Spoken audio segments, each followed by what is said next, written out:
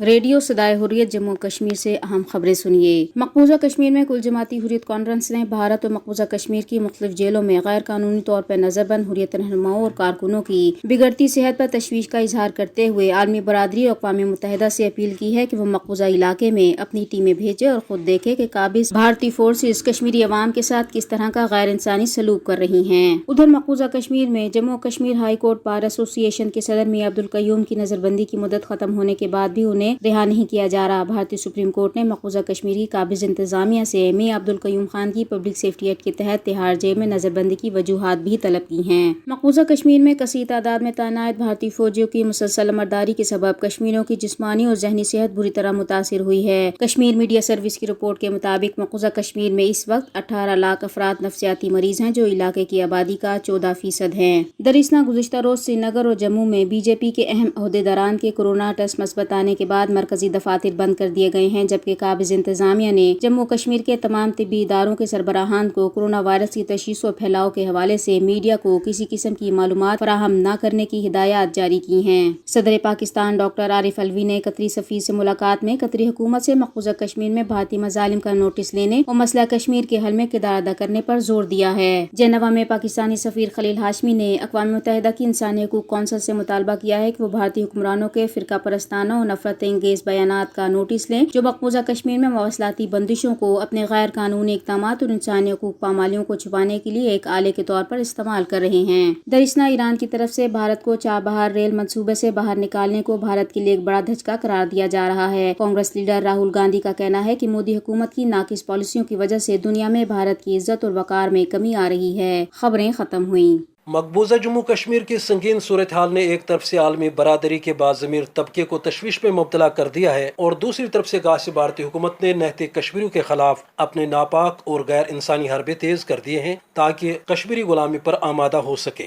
گزشتہ 30 سال کے دوران قتل و غارت گری اور جعلی مقابلوں میں 1.25 لاکھ لوگ شہید کر دیے گئے، جس کے نتیجے میں یہاں 500 سے زائد مزار شہداء آباد ہو گئے۔